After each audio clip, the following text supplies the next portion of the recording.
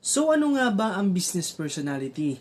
So ang business personality, it refers to a unique set of traits, behaviors, and characteristics that define the individual's approach to managing, leading, and interacting within the business context. So meaning to say, ito yung mga bagay na tinatangi dapat ng isang tao para masabi natin na karapat-dapat siya dun sa posisyon na kinatutungkulan niya. So for example, 'di ba? Mamaya magbibigay tayo example diyan.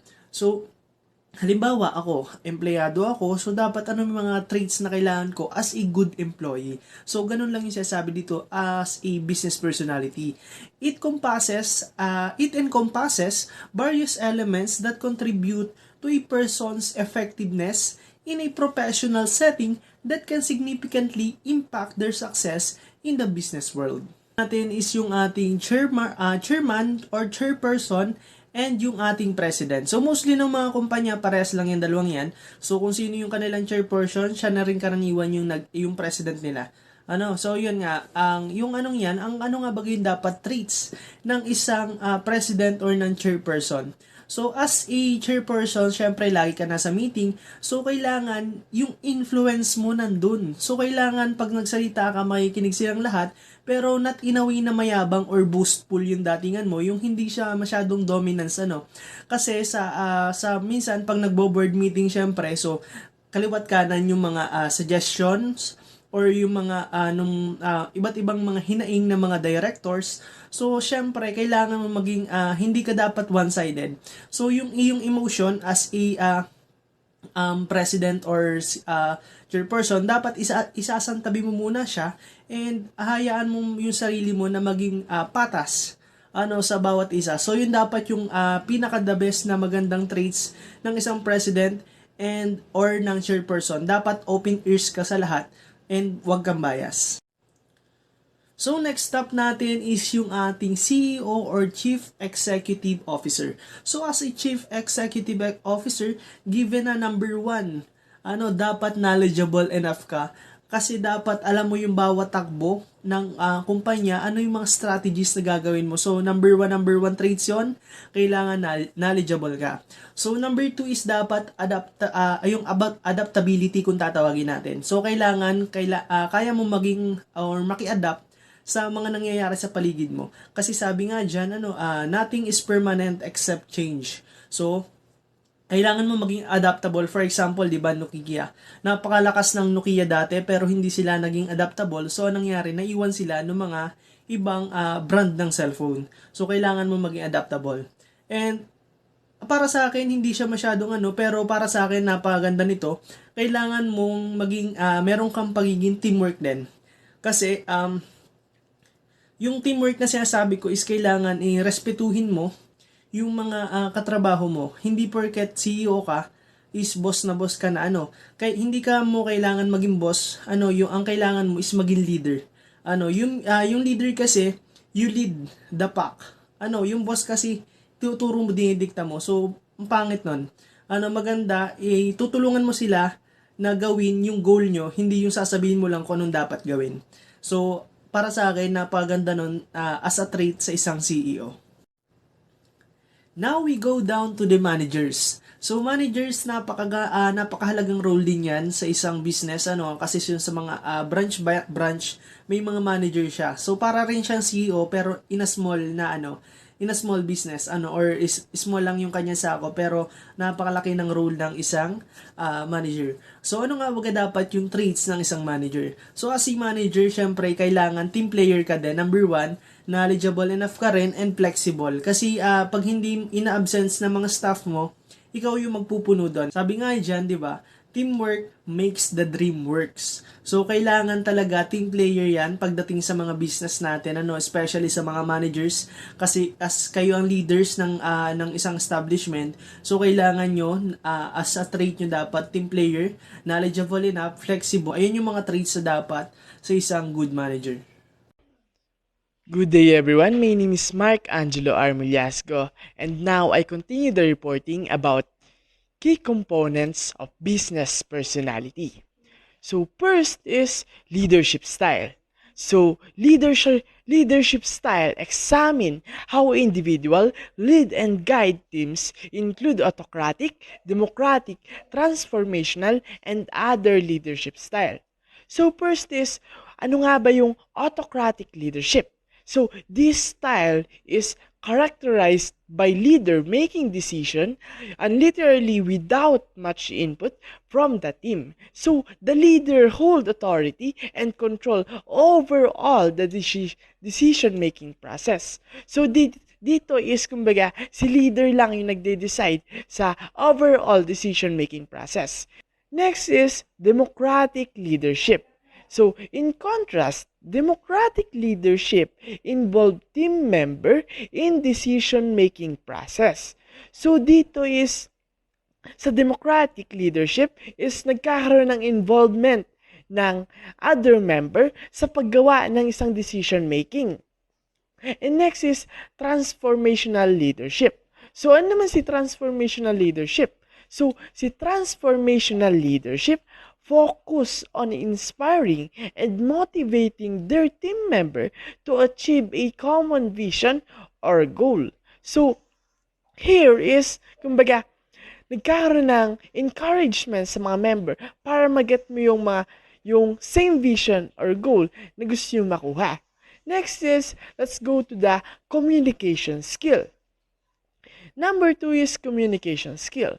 So, communication skill focus on ability to convey idea, clearly interact effectively. So verbal, written, and non-verbal communication. So, yun yung tatlong communication skill na meron tayo. So, first is, what is verbal communication? So, it is a spoken language. So, this involve expressing ideas, instructions, and information through spoken word. So, effective verbal communication include clearly, consistent, and appropriate tone. It's crucial for team meetings, presentation, and day-to-day interaction. So, si verbal communication is a spoken language. Next is, what is written communication? So, si written communication naman is dito pumapasok yung mga documents and emails. So, written communication involve conveying information through document, email, report, and other written form. So, dito is yung mga form na ginagamit para ma-message or ma-inform yung ibang mga person. Next is non-verbal communication. So, ano naman si non-verbal communication? So, dito pumapasok naman yung mga body language and gesture. So, non-verbal cosplay is a significant role in conveying message. So, body language, physical expression, and interactions and attitude, being aware of using positive nonverbal communication. And effective communication understand the importance of adapting their communication style based on audience, context, and medium. So, dito is importante yung mga communication skill na yan na dapat malaman natin at maintindihan natin. Third is decision-making abilities. Explore how individual approach and make decision in business situation. Consider factors like risk tolerance, analytical thinking, and intuition. First is risk tolerance. This aspect reflects an individual willingness to take risks in decision-making. Kumbaga dito is, sa risk tolerance is, nagde-decide ka ng nagawa ka ng decision-making na willing ka mag-take ng risk sa paggawa ng isang decision. Next is, ano naman yung analytical thinking. So, analytical thinking refer to ability to analyze information, break down complex problem, and make decision based on the logical reasoning. So, kumbaga dito is nagbe-base ka sa mga information or data na nakakita mo bago ka mag-decide ng isang decision. Next is intuition. So this decision making is not always purely analytical. So intuition involves relying on instinct or gut feeling or past experience. Kumbaga dito is nagre-rely ka naman sa mga past experience mo or sa feeling mo na magandang decision. Next is adaptability. So number 4 is adaptability assess one's flexibility is respond to exchange circumstance, examine openness to innovation, and reliance in face of challenge. Next is openness to innovation. So adaptability also involve a willingness to embrace new idea and method. Individually who are open to innovation actively seek out and welcome creating solution technological advancement and novel approach to problem solving. So this mindset fostering a culture of continuous improvement and growth. Kumbaga dito is open ka sa pag-improve or sa pag-innovate ng business nyo. Kumbaga, nag-a-adapt tayo sa mga possible changes. Next is resilience in face of challenges. The ability to recover and adapt in difficult situations is a key aspect of adaptability. A silent individual can bounce back from setback, learn from failure, and use challenges as opportunity for a personal and professional development. So dito is kumbaga, nagagamit mo yung mga failure and yung mga challenges na nangyayari to develop yung mga kung anong meron tayo sa business natin. So, nagkakaroon dito ng development gamit yung mga na-experience natin and mga challenges na naranasan natin. And next reporter po, thank you. So, I'm Jan Salbisa Chada. I will be discuss the business types of personality. The first one is visionary leaders. Visionary leaders is emphasize individuals who inspire and drive innovation, focus on long-term goals and strategic vision. So, a visionary leader is someone who possesses the ability to foresee and articulate a compelling future for a business or organization. So they focus on inspiring and driving innovation, often pushing the boundaries of what is currently possible. Visionary leaders prioritize long-term goals and strategic vision, guiding their teams toward a shared purpose. So these leaders are characterized by their ability to think beyond the immediate challenges and envision a future that is both ambitious and transformative.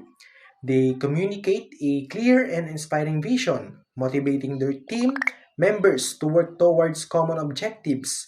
Visionary leaders are essential for fostering creativity, adapting to change, and positioning the business for sustained success in the long run. So next is analytical thinkers. So analytical thinkers highlights those who excel in data analysis and critical thinking, emphasizes logical decision making. So analytical thinkers in business are individuals who excel in data analysis and critical thinking. So they prioritize logical decision making based on a true examination of facts and evidence.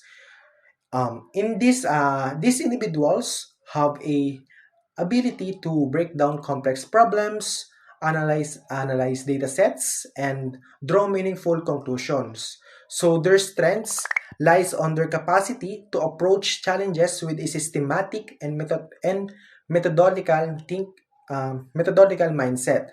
So analytical thinkers often rely on data-driven insights to make informed decisions, minimizing the influence of emotions or subjective biases. This business personality type is crucial in roles that require precision, a strategic planning, and a rigorous evaluation of information to achieve optimal outcomes. So the third one is collaborative team players. So collaborative team players examines individuals who thrive in team environments, emphasize cooperation, communication, and relationship building. So Collaborative team players in a business context are individuals who thrive in team environments. They place a strong emphasis on cooperation, effective communication, and relationship building within a group setting. So these individuals excel at working collectively towards common goals, valuing the contribution of each team member. Their strengths lie in fostering a positive team dynamic, promoting open communication, and leveraging the diverse skills and perspective of team members. So, collaborative team players often prioritize shared success over individual achievements, actively in contributing to a supportive and inclusive work environment. This business personality type is essential for roles that require strong interpersonal skills, teamwork, and the ability to navigate and enhance group dynamics for optimal productivity. So, the last one types of business personality is the strategic planners. So, strategic planners focuses on those who excel in setting and executing business strategies, consideration of long-term planning, and goal alignment. So, strategic planners in a business context are individuals who excel in setting and executing business strategies. They prioritize long term planning and ensure that organizational goals are aligned with a coherent and well throughout strategy. So, these individuals possess a keen understanding of the broader business landscape and work to position to the company for sustained success. Their strengths lie on their ability to analyze market trends, evaluate internal capabilities, and formulate plans that guide the organization toward its objective. So, strategic planners are forward thinking, considering both short term tactics and long term vision to navigate the complexities of the business environment. This business personality type is a crucial in leadership roles that require a comprehensive understanding of the company's direction, competitive positioning, and the ability to adapt to changing market conditions. That's all. Thank you.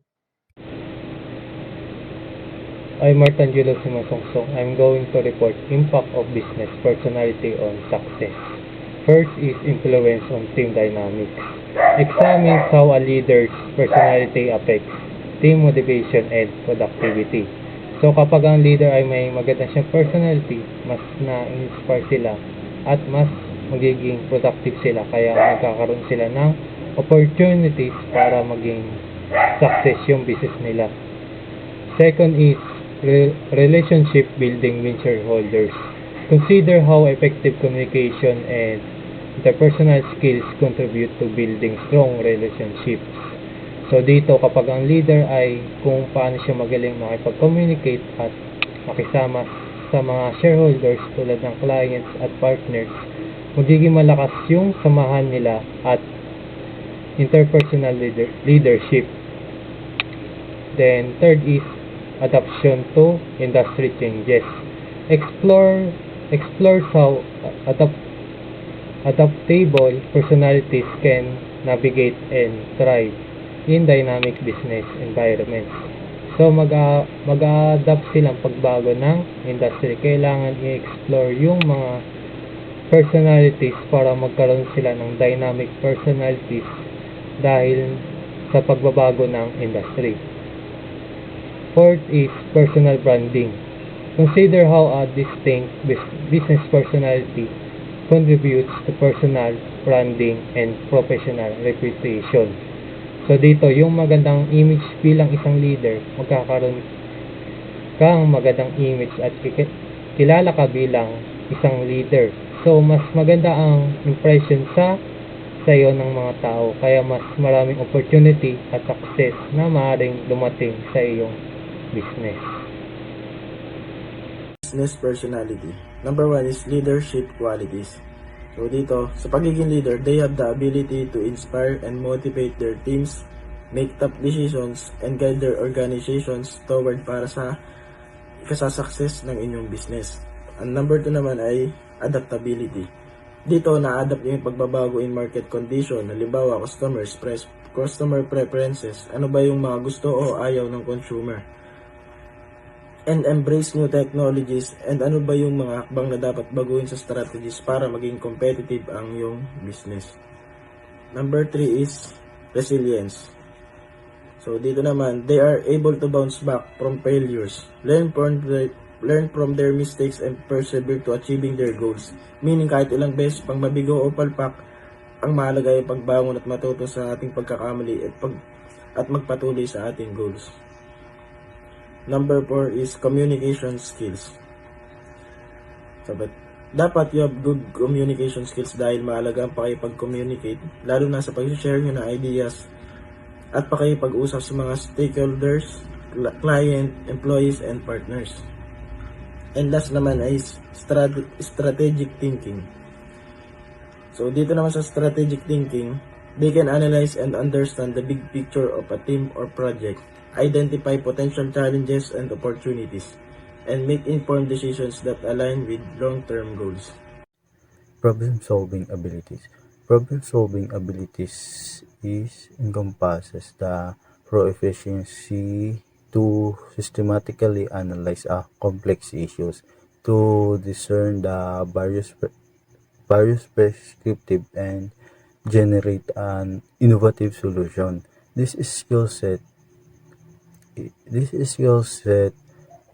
involves the critical thinking, strategic decision making, and adaptability to navigate the challenges effectively. An example of this is a CEO facing a declining market shares, and it might be the solution for this. It might be analyze the customer's feedback, market trends, and internal operation to identify the bottlenecks, and the leader could implement the targeted marketing strategies and optimize the production process and introduce a new product with new features to reverse the decline. Emotional intelligence. Emotional intelligence refers to the ability to recognize, comprehend, and manage one emotion and another's. Individuals with the high emotional intelligence exhibit self-awareness, enabling them to understand how their emotional how their emotion affect into their behavior. An example of this is a team leader with high emotional intelligence might notice a team member struggling with a project. Instead of reprimanding, they engage in a supportive conversation, understanding the challenges, providing guidance to enhance team members' performance and well-being. Vision and creativity. Vision and creativity involve having a clear, forward-looking, prescriptive, and ability to think innovatively. Leaders with a vision and creativity can articulate a compelling futures to their organization, inspiring others to work towards common goals. Creativity complements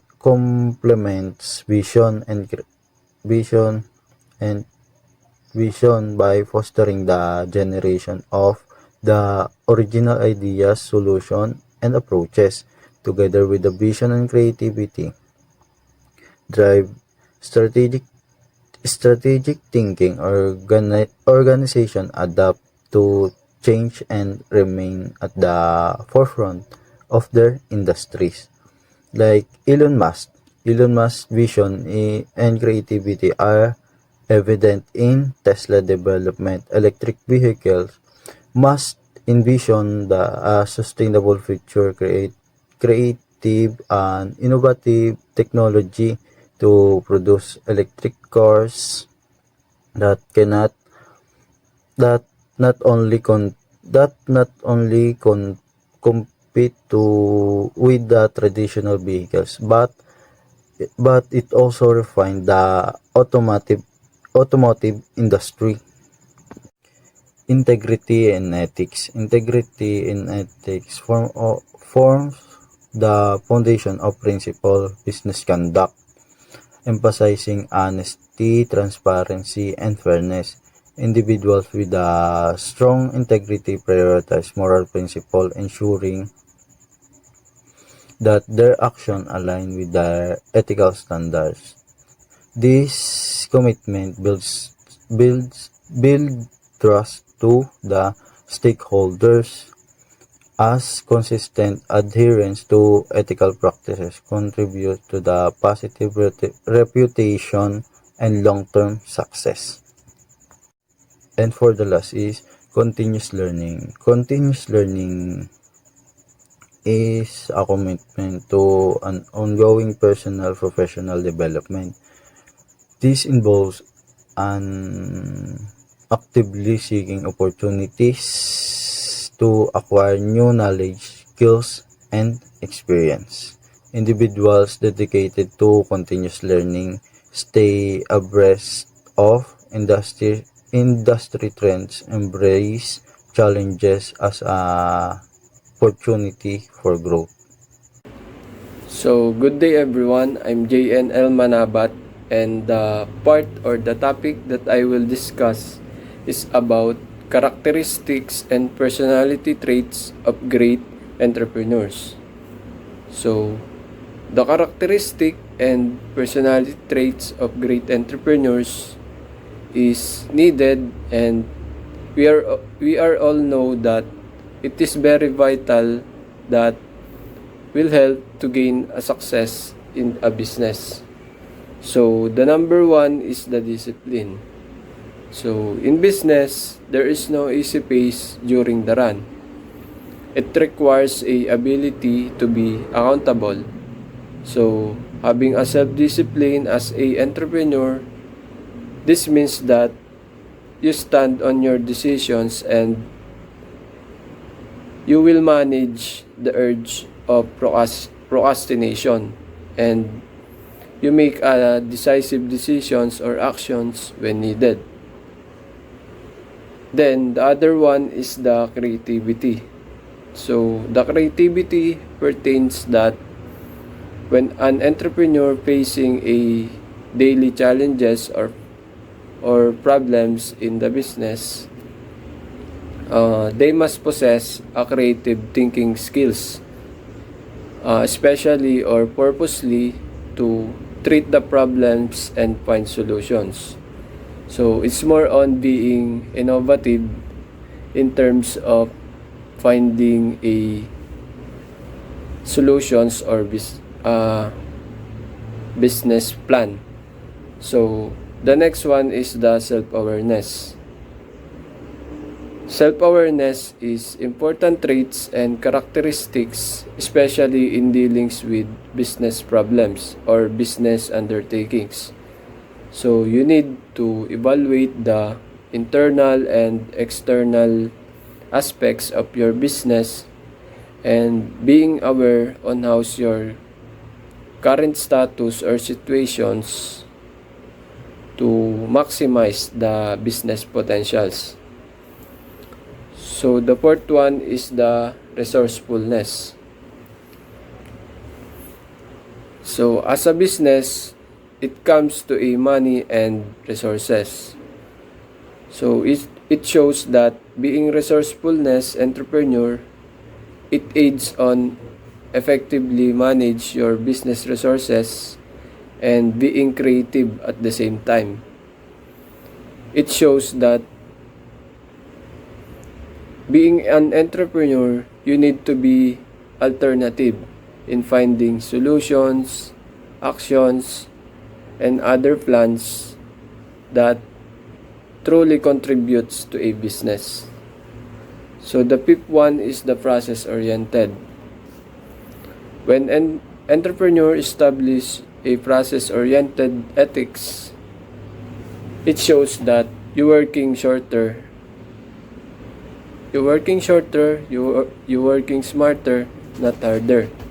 So you stick in the ongoing steps of the business repeatedly so you be able to achieve success in various areas of the business.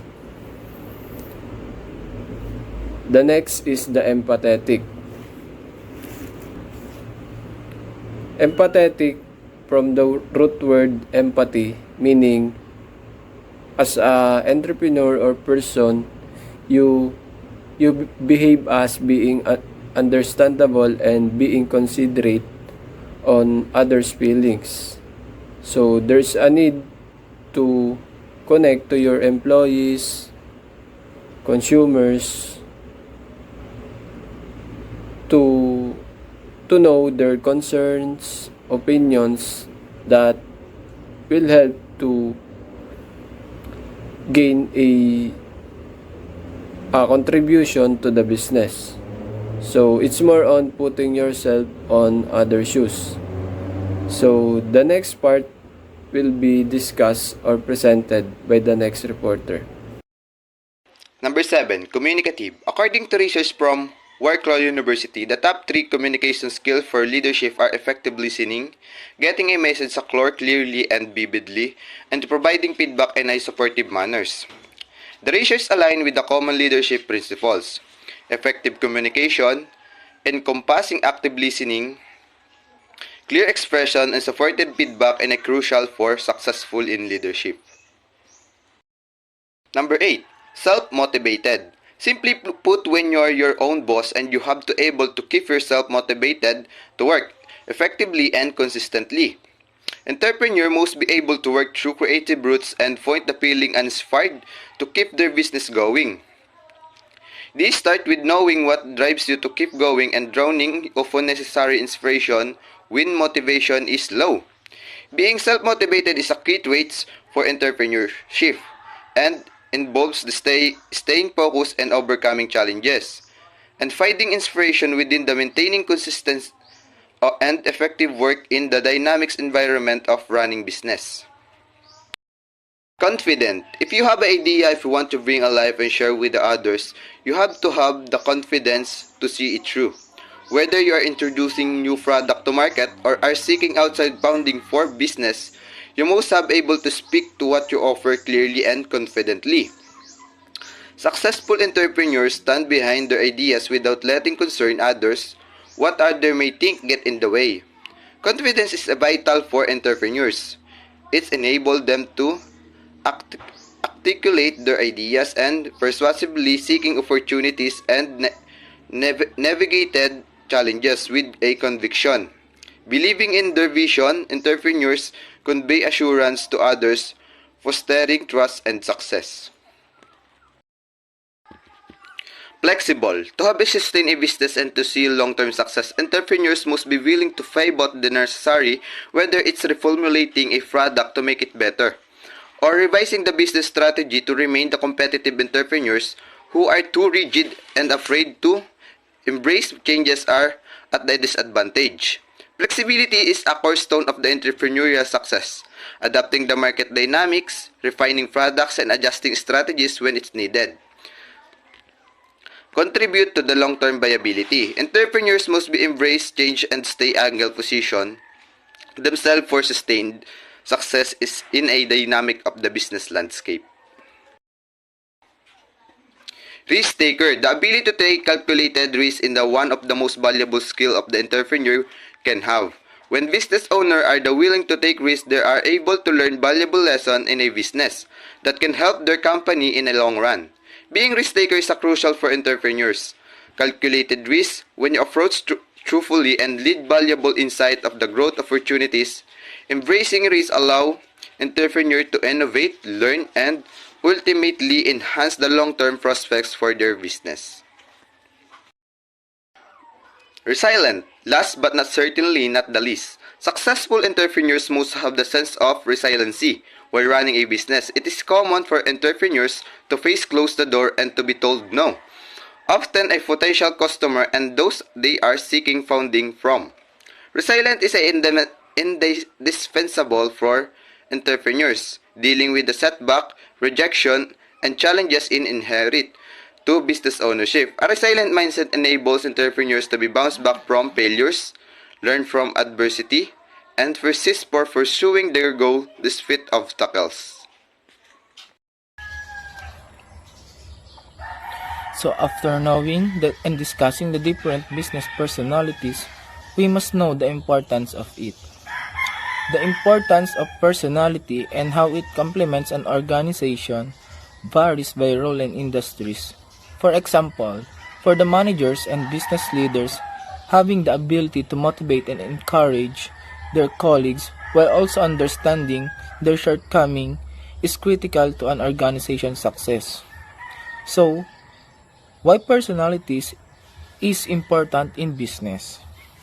In the workplace, personalities attribute play in an important role in determining the job performance, relationship with co-workers, and even in the overall work environment. Understanding and identifying personalities attributes in the workplace is essential for creating positive and productive work environment. Learning more about your personality's type can also help us discover new ways to approach challenges in our business organization. The concept of business personality has evolved over time, shaped by changes in organizational theories, leadership approach, and the understanding of individual behavior in the workplace. So, first history is early 20th century scientific management era. So, the early 20th century marked the scientific management era pioneered by Frederick Taylor, and its focus was on efficiency and productivity with less attention given to individual differences or personalities. So dito is ina-emphasize po yung efficiency through systematic analysis, standardization in industrial settings, and incentive systems. Then layunin po nito na mas mapabuti po ang productivity ng isang organization. So next history is 1930s to 1940s, human relations movement. So the human relations movement challenged the strict scientific management approach. Then researchers like Elton Mayo emphasized the importance of social and psychological factors in the workplace, recognizing the impact of individual personalities on productivity. So nagkaroon naman po ng human relations movement para mag-response po sa mga principles po ng scientific management. And pinamumunuan nga po ito ni Elton Mayo para ma-recognize po ang social and psychological factors sa isang workplace. Then naka-include po dito yung focus on human factors, worker relationships, importance of communication, and recognition of individual needs and critique of scientific management. So next is 1950s to 1960s, rise of leadership studies. Then the 1950s and 1960s saw a surge in the leadership studies. Researchers like Kurt Lewin and Douglas McGregor explored leadership styles and their effects on employee motivation and satisfaction.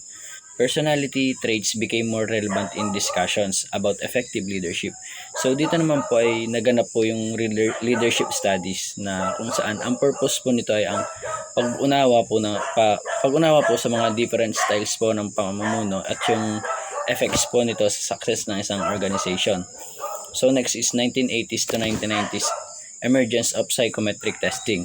So psychometric testing gained popularity in the 1980s as a tool for assessing personality traits in the workplace. So Myers-Briggs Type Indicator or MBTI and other assessments were introduced, so aiming to understand individual differences and improve team dynamics.